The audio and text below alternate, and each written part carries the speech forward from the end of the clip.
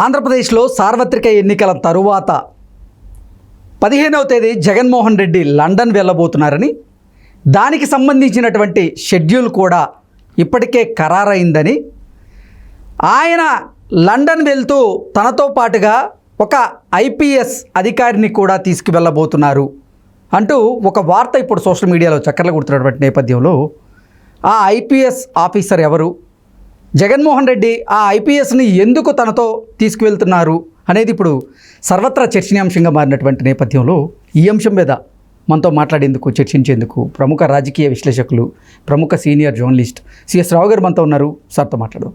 Sir, hi sir. Hello. ఈ అంశం మీద మీ విశ్లేషణ ఏంటి సార్? సో ఒకటేంటంటే, జగన్మోహన్ రెడ్డి 15వ తారీఖున ఆయన లండన్ టూర్ పెట్టుకున్నారు. 13వ తారీఖున పోలింగ్ అయిపోతుంది. 14వ తారీఖున కోర్టులో హియరింగ్ ఉంది. లండన్ ఈయన వెళ్ళాలా వద్దా అనేది నిర్ణయిస్తుంది.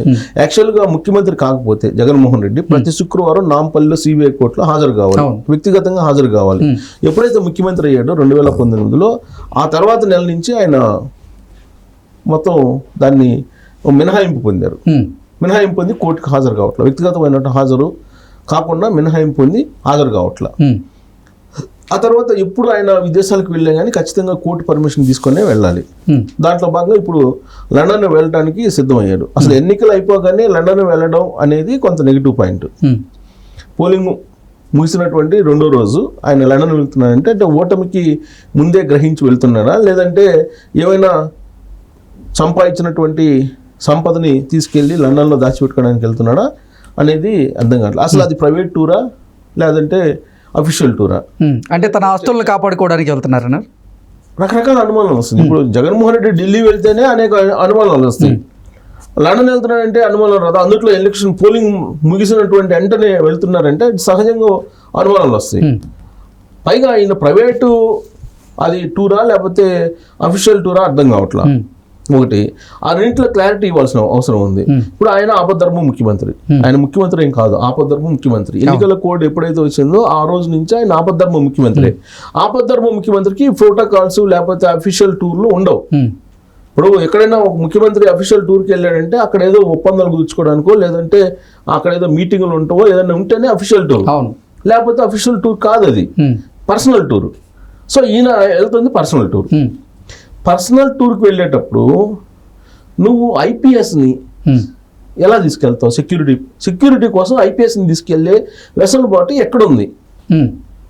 ఇప్పుడు ఆయనేమో ఎస్ఎస్జి అనేది ఒకటి పెట్టుకున్నారు, స్పెషల్ సెక్యూరిటీ గ్రూప్ ఒకటి తయారు చేసుకున్నారు సొంతగా. దాదాపు 300 మంది వివిధ విభాగాల నుంచి తీసుకొని, పోలీసు విభాగాల నుంచి, ఆక్టోపస్ నుంచి, గ్రే హౌండ్స్ నుంచి, ఇలా రకరకాల డిపార్ట్మెంట్స్ని తీసుకొని సెలెక్ట్ చేసుకొని మెడికల్ లాంటి పోలీసు సిబ్బందిని, పోలీసు 300 మందిని పెట్టుకున్నాడు ఆయన.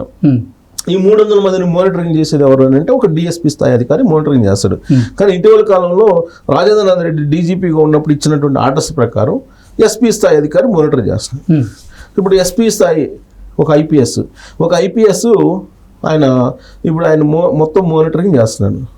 ఇప్పుడు ఆయన లండన్ వెళ్తున్నాడు కాబట్టి ఈ ఐపీఎస్ ఆఫీసర్ కూడా లండన్ వెళ్ళి లండన్లో ఆయన భద్రతను చూడాలి అనేది ఆయన యొక్క ఆలోచన. ఓకే, అసలు ఎలా వెళ్తారు? అఫీషియల్ టూర్ కానప్పుడు నువ్వు ఎలా దీన్ని ఐపీఎస్ని లేక సెక్యూరిటీ సిబ్బందిని ఎలా తీసుకెళ్తావు అనేది ఒక క్వశ్చన్. అసలు ఇలా ఎందుకు పెట్టారు, అసలు వీళ్ళ పేర్లు ఎందుకు పెట్టారు? ఎస్ఎస్జి సిబ్బంది అలాగే వాళ్ళని మానిటర్ చేయడానికి ఒక ఎస్పీ స్థాయి అధికారిని ఎందుకు పెట్టారు అని అంటే రెండో కోణం. కోర్టులో రేపు 14వ తారీఖు హియరింగ్ వస్తుంది. అసలు లండన్కి అనుమతించాలా వద్దా జగన్మోహన్ రెడ్డిని అనే దాని మీద. సో ఒకవేళ లండన్కి వెళ్తే జగన్మోహన్ రెడ్డి మళ్ళీ తిరిగి రాడేమో అనేటువంటి ఒక ప్రచారం జరుగుతుంది. ఎందుకు? 5 సంవత్సరాల పాటు ఆయన దోపిడీ చేశాడు. 5 సంవత్సరాల పాటు రకరకాల దోపిడీలు చేసి ఆ సంపదను ఆడ దాచిపెట్టుకొని అక్కడే ఉండిపోతాడేమో. ఒకవేళ ఓడిపోయే పరిస్థితి. ఇప్పుడు మే 13 పోలింగ్ సాయంత్రానికి తెలిసిపోతుంది అసలు ఏంటి అనేది. ఆ తెలుసుకున్న తర్వాత ఓడిపోతామని చెప్పి కనుక అంచనాకు వస్తే అక్కడే ఉండిపోతారేమో అనేటువంటి ఒక అనుమానం వ్యక్తం చేస్తున్నారు. కొంతమంది పిల్స్ కూడా వేశారు, ఈయన అసలు పంపించొద్దు, లండన్ పంపించొద్దు, ఈయన ఇక్కడే ఉంచాలి, లండన్ పోతే లండన్లోనే ఉంటాడు, ఈయన దోపిడీ చేశారు, నెక్స్ట్ కొత్త ప్రభుత్వం వస్తే ఈయన మీద విచారించాలి కాబట్టి ఇతను పంపించొద్దు అని చెప్పి ఒక పిటిషన్ వేయడానికి కూడా రెడీ అయ్యారు. పిల్స్ వేయడానికి, పబ్లిక్ లిటిగెంట్ పిటిషన్స్ వేయడానికి. ఇలాంటి పరిస్థితుల్లో ఇప్పుడు సెక్యూరిటీని ఎందుకు పొందుపరిచారని అంటే ఈయన సెక్యూరిటీ కూడా వస్తుంది కాబట్టి నేను మళ్ళీ తిరిగి వస్తానని గ్యారంటీ ఇవ్వడానికి అందుకు పెట్టారా అనేది. Okay. ఎందుకంటే అఫీషియల్స్ వెళ్తారు కాబట్టి, అఫీషియల్స్ ఉంటారు కాబట్టి మళ్ళీ తిరిగి వస్తాడనే గ్యారంటీ ఇవ్వడానికి ఈ పేర్లు కూడా చేర్చారా అనేది ఇంకోటి వినిపిస్తుంది. 14వ తారీఖు బహుశా ఇప్పుడు ఎవరెవరు వెళ్తారు ఏంటి అనేది అడుగుతుంది కోర్టు. అడిగినప్పుడు ఇదిగో వాళ్ళని ఐపీఎస్ ఆఫీసరు, వాళ్ళని సెక్యూరిటీ సిబ్బంది వీళ్ళందరూ వస్తున్నారు అని అంటే కోర్టు క్లియరెన్స్ ఇచ్చే అవకాశం ఉంది. బహుశా ఆ కోణం నుంచి తీసుకెళ్తున్నారా అనేది ఒకటి. ఇప్పటి వరకు ఐపీఎస్ స్థాయి అధికారిని ఎవరు తీసుకెళ్ళ. ఇప్పుడు ఆయన పోయేదే private, unofficial, personal tour. Official tour అయితే కాదు. గవర్నమెంట్ ముఖ్యమంత్రిగా ఆయన వెళ్తలా, ఆంధ్రప్రదేశ్ ముఖ్యమంత్రిగా అక్కడికి వెళ్తలేదు. అక్కడ అఫీషియల్గా ఏ కార్యక్రమాలు లేవు షెడ్యూల్ ప్రకారం. ఈయన వెళ్తుంది ప్యూర్గా ప్రైవేటు. దీంట్లో ఎవరు ఐపీఎస్ అధికారి అని అంటే ఈయన పోయేవాళ్ళు ఎవరు? ఫస్ట్ ఐపీఎస్ సంబంధించి ఇక్కడ మనం ఐపీఎస్ సంబంధించి తీసుకుంటే కనుక ఇప్పుడు ప్రజెంట్ ఎస్ఎస్సి గ్రూప్ అయితే ఆ విభాగానికి ఒక అధిపతి ఉన్నాడు. ఆ అధిపతి సీనియర్ ఐపీఎస్, మామూలు ఐపీఎస్ కాదు, సీనియర్ ఐపీఎస్ అధికారి. అడ్డాడ బాబూజీ ఆయన పేరు, అడ్డాడ బాబూజీ. ఇప్పుడు ఏదైతే జగన్మోహన్ రెడ్డి ఎస్ఎస్జి గ్రూప్ని ఏర్పాటు చేసుకున్నారో, స్పెషల్ సెక్యూరిటీ గ్రూప్ని, దానికి అధిపతిగా ఉంది ఎవరని అంటే సీనియర్ ఐపీఎస్ అధికారి అడ్డాడ బాబూజీ. ఏకంగా ఈయన్నే విదేశాలకు తీసుకెళ్ళడానికి రెడీ అయ్యాడు. ఆయనతో పాటు ఎవరెవరు వెళ్తున్నారు? ఓఎస్డి, ముఖ్యమంత్రి ఓఎస్డి కృష్ణమోహన్, సిఎస్ఓ చిదానంద రెడ్డి, సెక్యూరిటీ అధికారులు మహబూబ్ బాషా, బొడ్డేపల్లి మురళి, అడిషనల్ పిఎస్ నాగేశ్వర్ రెడ్డి, వీళ్ళు వెళ్తున్నారు. ఈ మొత్తం సెక్యూరిటీ సిబ్బంది కానీ, ఓఎస్డి కానీ, లేదంటే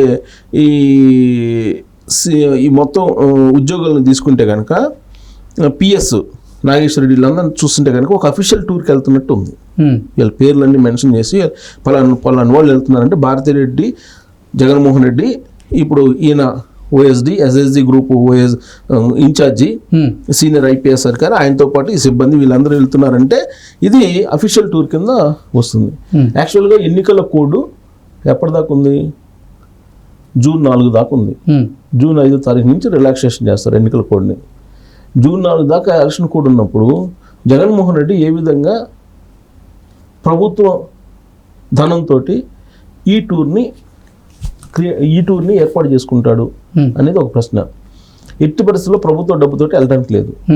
నువ్వు పర్సనల్ టూర్ పెట్టుకో ఒకవేళ కోర్టు అనుమతిస్తే, కానీ ఈ మొత్తాన్ని తీసుకెళ్తున్నారు కాబట్టి అది అఫీషియల్ టూర్ అవుతుంది.